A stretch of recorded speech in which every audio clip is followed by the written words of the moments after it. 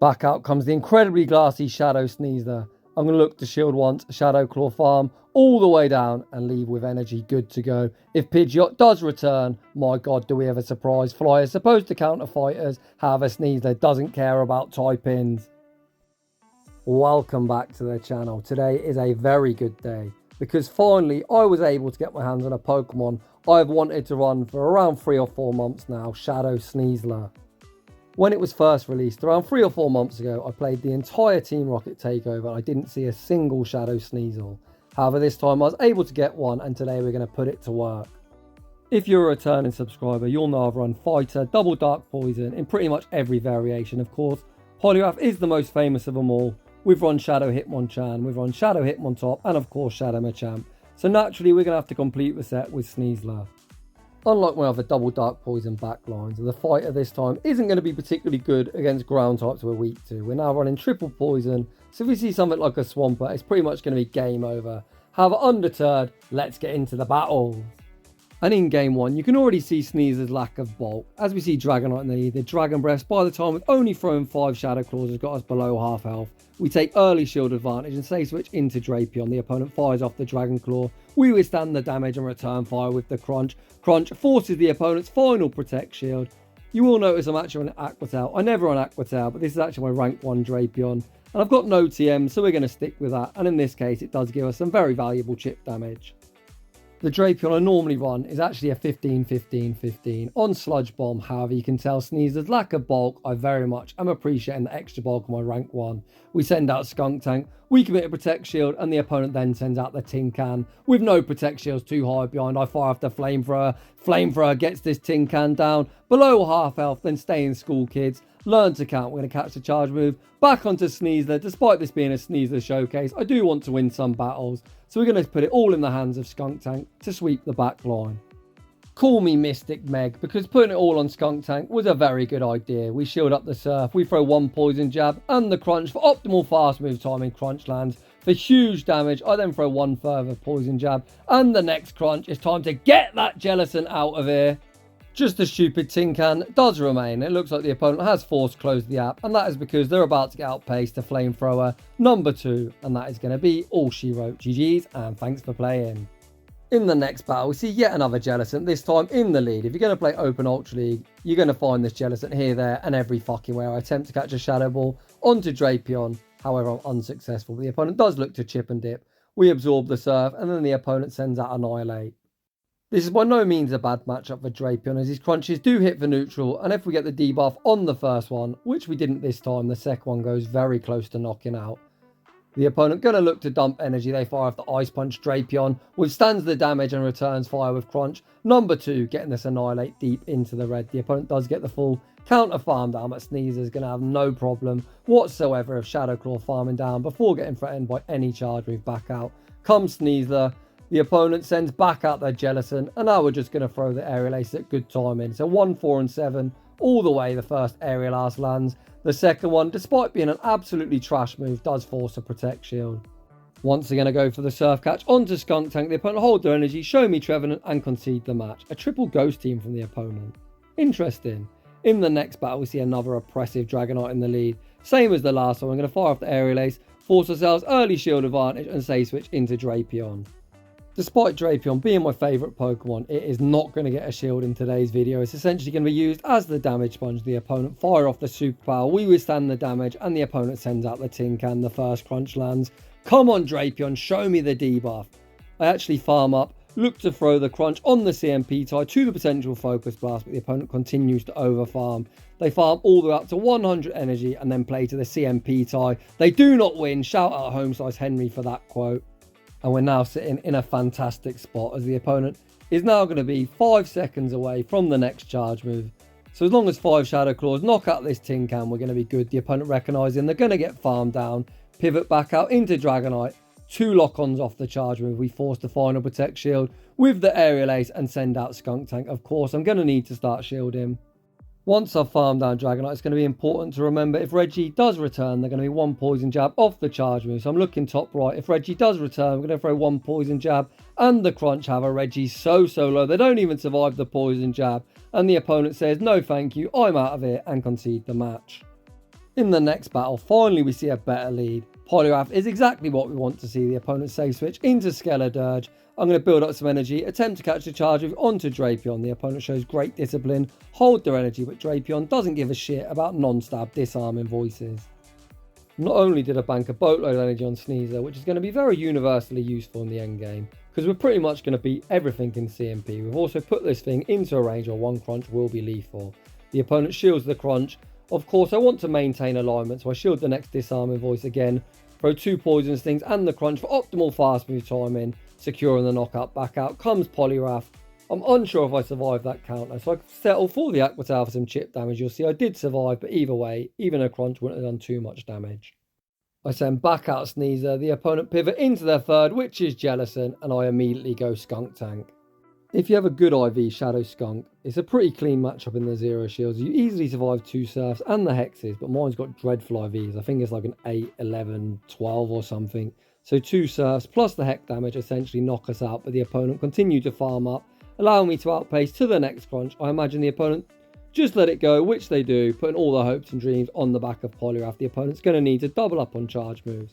You can see the opponent looks for the full counter farm down Skuntank, reaches the crunch that should put this thing into Aerial Ace range. You can see that isn't a CMP tie, so actually why throw Aerial Ace when you can throw that Hail Mary off the close combat. The opponent now doubled up on charge moves, as am I. We shield up the Icy Wind. We're going to fire off that big Hail Mary close combat, because why fucking not? GG's and thanks for playing. Shadow Sneasler gets its first boom of the video in the next battle. Yikes, what a dreadful lead. We save switch into Drapion, and this is a matchup where Aqua Tail comes in very handy. We fire it off immediately. The opponent instantly put up their shield, and we've somehow got ourselves some kind of advantage. The opponent then farm up, make a very nice catch onto our nemesis Swampert. Swampert has the ability to completely steamroll my team. However, you can see the opponent plays to a CMP tie. This Hydro Cannon won't be lethal. I'm reluctant to shield as the opponent does win CMP, and I'm going to get outpaced. The problem with this is they're going to be able to mudshot farm me down. We land the crunch, we don't get the debuff. I was hoping to reach an Aqua Tail, however the opponent gets a very nice mudshot farm down. We've got shield advantage, so I'm going to send out Sneasler, the opponent farm up to a potential Earthquake. I've got no doubt in my mind this is a Hydro Cannon, however we do need to start shielding. We then throw 1 Shadow Claw, throw the Aerial Ace on the CMP tie. Aerial Ace of course will secure the knockout. Charizard has a whole heap of energy, however I know I'm so glassy. Shadow and Shadow Crime, the opponent likely throw a bait. We're going to call the Dragon Claw, come on trainer, please claw. Okay, we're cooking. However, the opponent once again makes a very nice catch, catching the Aerial Ace. Onto what else but Jellicent. I think we've seen Jellicent in every single battle. However, that Aerial Ace is actually going to be kind of clutch. It's going to put it into crunch range. We tank the surf, the opponent's now 2 hexes off the next surf, so we farm up, throw the crunch on the CMP tie. Crunch will be securing the knockout, and to win this game, we're going to need to make a catch. Back out comes Charizard, show me the debuff, come on RNG, oof. I'm going to shield up this move. To my surprise, the opponent actually full send a blast burn. Come on timer, please pop up. You can see I'm spamming the switch, but switch timer doesn't quite pop up.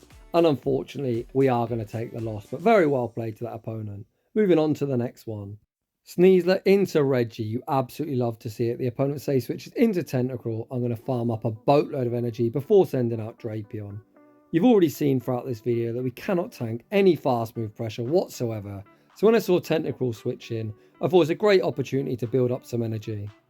However, the downside of that is, unless I'm willing to invest Protect Shields, Tentacruel is cleanly going to win this in the zero. However, as always, we sacrifice Drapion to the Pokegods. We're just going to take all our energy and keep our 2 shields intact. Once again, I send back out Sneasler, I farm up. Look to throw the Aerial Ace in a range where I think this dreadful move will knock out. Aerial Ace does secure the knockout. The opponent then send out Pelipper, and perhaps I should have fought somewhat harder for switch advantage. We fire off the Aerial Ace goes unshielded, and we pivot into Skunk. I think the opponent actually does me a bit of a favour here. If I was the opponent, I would have looked to throw a Weather Ball to chip my Skuntank into a range where one move from Regi would be lethal. We do survive any one move, but of course, as I've got 2 Protect Shields, I'm going to start investing them here. The opponent fires off the Zap. We see no debuff. 2 Flamethrowers will be lethal. So this time, we're going to go for a bait. Jamie Finn never baits, but evidently I'm the best master baiter in the world, forcing a Protect Shield with the crunch. Once again, I'm going to burn my final shield here. The opponent again fires off the Zap. This time they do get the debuff. so I'm definitely throwing Flamethrower. It's going to be take the shield or the knockout the opponent. Elect to let Regi go down, back out, comes Pelipper, then stay in school kids, learn to count. We catch the Hurricane, back onto Sneasler. The opponent probably undercharge, but no undercharge. Will save me from being knocked out. The opponent only going to reach a weather ball. Can Skuntank survive? Of course we can, and we're going to take that game. Sneasler into Jellicent. This opponent instantly retreat into Tentacruel. Last time I built up loads of energy and relied upon a catch to win, so this time I'm just going to pivot and not try and get fancy. If you're wondering why I've gone Skunk rather than Drapion, Drapion does have a better matchup into Tentacruel. However, Drapion also has a better matchup into Jellicent, so I'm effectively just throwing away Skunk. As I switch within 2 Shadow Claws, I know I can reach the next crunch on the CMP tie. As the opponent debuffs me, it won't be lethal, but will leave him in a perfect farm down range. We know that Sneasler's good against their lead, and with a huge energy lead, Sneasler just hits so hard, it's probably good against whatever they got in the back, so I send out Sneasler, get a huge Shadow Claw farm down. The opponent sends back out Jelly, so again 2 turn into 3 turn. I'm going to keep saying it, 1, 4 and 7 all the way, so the first one I throw after 1. I'm not actually going to throw the next one after 4, instead I'm going to look to catch the charge move onto Drapion. As Sneasler is just so incredibly glassy, not only do I like to save it 2 protect shields, I also look to make as many catches as I can. The opponent sends out G-Weezy, which is by no means a good answer for Drapion. Despite me not having Sludge Bomb, these Aqua Tails come so fast. It's only 4 poison stings, so each of them we've already got this G-Weezy below half health. The opponent still need to overheat or play rough to secure the knockout. The opponent tries their luck at masturbating, as I've got 2 protect shields, however I'm not shielding shit. Trainer, you still need to throw the big move. The opponent fire off yet another brutal swing, which we survive our return fire with the Aqua Tail. Switch timer pops up, I pivot out into Sneasler, farm up, throw the Aerial Ace on the CMP tie. Aerial Ace goes unshielded. Back out comes Jelly, but I've got 2 protect shields, 2 high behind. The opponent recognises the game's over and concedes the match. Sneasler into the world's most annoying pigeon. It's a big no thank you from me, so I say switch into Drapion. I always throw the crunch on 6 as we get a 1 turn switch. That's 1 turn before the opponent either debuff me or nuke me with a Brave Bird. We force ourselves early shield advantage, and I dare the opponent to throw the bird. I knew you wouldn't, Trainer. The opponent gives me the 2-stage debuff effect and then send out Ampharos. Shadow Drapion. It's incredibly hard. However, with a 2-stage lowered attack, that crunch did nothing. We do reach 1 further crunch. Show me the debuff. I really want a debuff because the opponent's farming up 1 bazillion energy, and I only want to commit 1 protect shield on Sneasler before I Shadow Claw farm down. We didn't get a debuff, so this is going to be close. We send out Sneasler.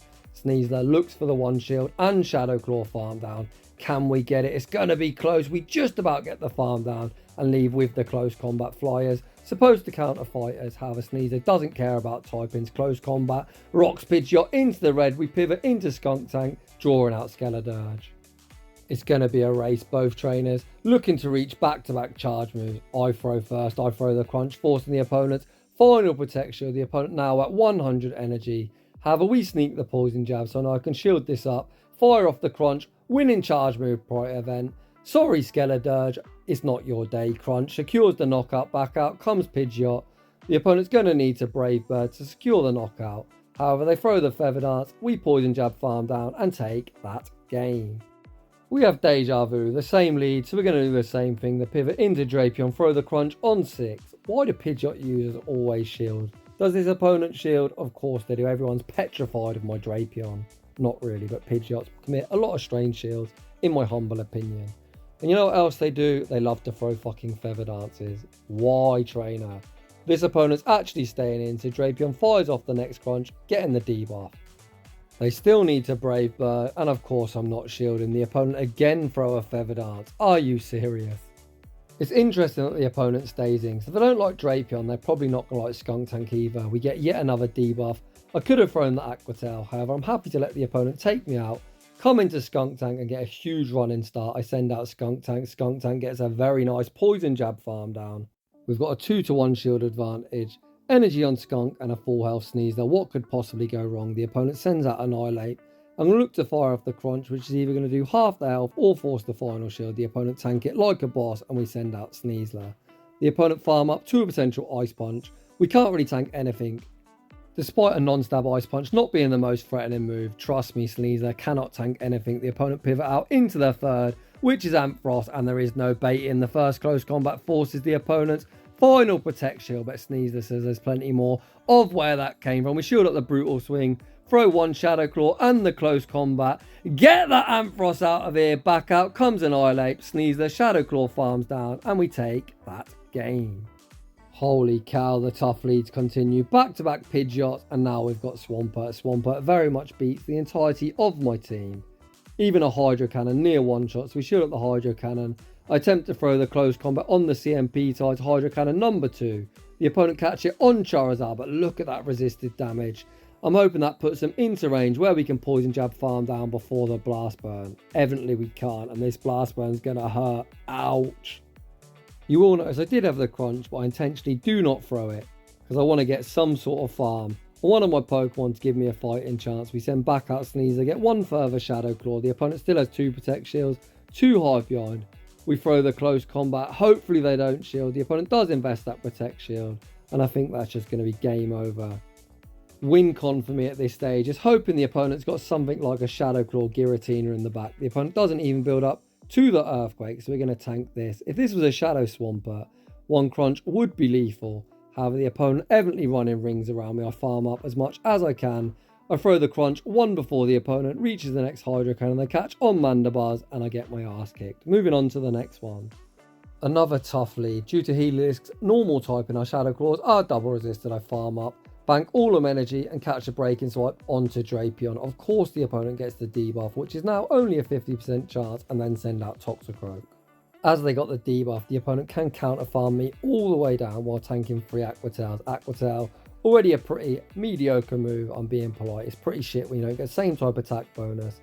Means that 3 won't be lethal. The opponent tanks all 3 and get a huge counter farm down, and we're in big trouble. Toxicroak used to have in its own way in charge with priority events. However, Sneasler has energy bank. We fire off the Aerial Ace. Of course, the opponent invests that Protect Shield.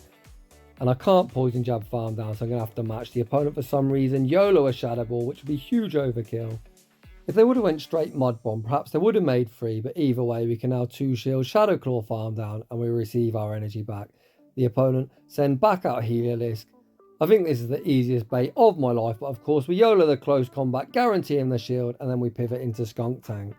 As the opponent's staying in, it looks like they must have Thunderbolt, and Heliolisk hits incredibly hard. That Thunderbolt does massive damage. The opponent continued to stay in, allowing me to make a Crunch. Crunch will be secure on the knockout. What is that third? The opponent's third Pokemon is Jellicent. We reach the Crunch on the CMP tie. The opponent has made a huge mistake. They had to overfarm. However, the opponent opted to throw on the CMP. The opponent recognised the mistake, go for an undercharge. They now get 1 further Hex. They're going to be 2 off. We're going to be 3 off. Sneasler once again with his ridiculous attack stat coming in clutch, winning the charge move pro event and taking the game. GG's. I'm going to try my best not to say another tough lead. So we're just going to play it out. And again, you're going to see how ridiculous our attack stat is. We can win charge move pro event against the Dragonite. I'm just going to sack Sneasler at this stage. We're just going to take our shield advantage and pray. I think we should just take a moment to just let that sink in, how much each one of them Dragon Tails was doing. It was like 15% more HP, which is absurd. However, returning to the commentary, I send out a Skuntank. We look for the 1 shield and Poison Jab farm down, and we leave with residual energy. The opponent, to my surprise, send out Tapu Fini. I don't have Trailblaze. We fire off the Crunch. The opponent respect the Trailblaze. We then bank a Crunch. Knowing Skuntank has a high attack, so we'll likely win CMP in the end game, and then pivot into Drapion.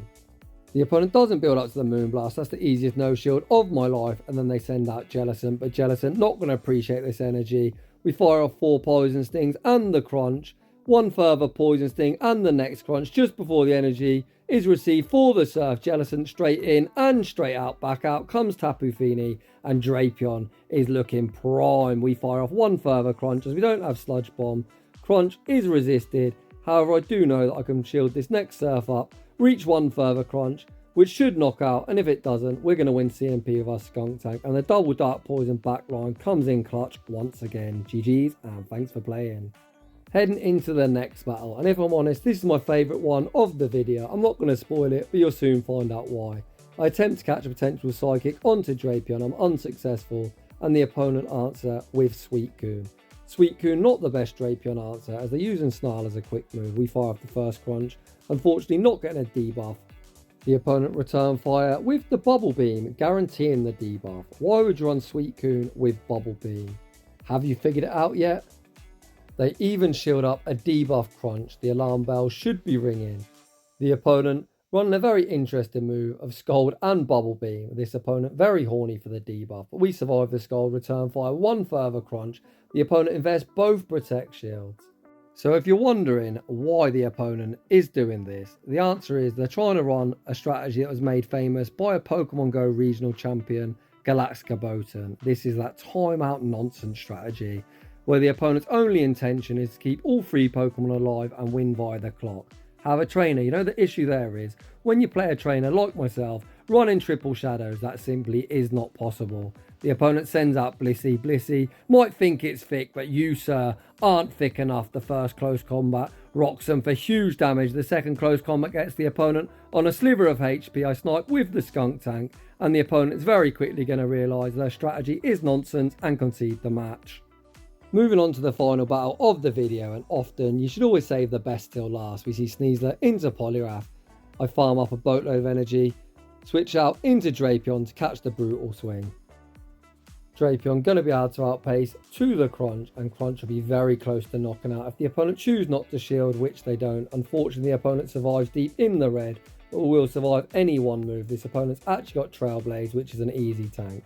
The unfortunate thing here is Poliwrath is going to get a nice counter farm down. Once again, I really wish I was running Sludge Bomb, but it is what it is. We fire off the crunch. We actually even get the debuff, which should force the opponent to switch out. I'm going to wait out my clock, send in Sneasler. We're then going to pause a turn, ensuring the opponent doesn't catch the aerial ace. The opponent pivot out, looking to make that aerial ace catch onto the tin can, and it's time to have some fun. We're going straight close combat. The first one forces the opponent's first protect shield. I try and CMP tie to the zap cannon. The opponent actually throw the focus blast. It is cheaper, and we're definitely in focus blast range again. We farm up to the double. Regi's going to be straight in and straight out. Get that Regi out of here. With a 4-stage lower defense, I should pivot, but fuck it. We YOLO another close combat, forcing the opponent's final protect shield and send out Skuntank. We're just having some fun. The opponent can throw whatever they like. They smartly throw the Scald. I anticipated the icy win, but it doesn't really matter at this stage. We reach the crunch on the CMP tie.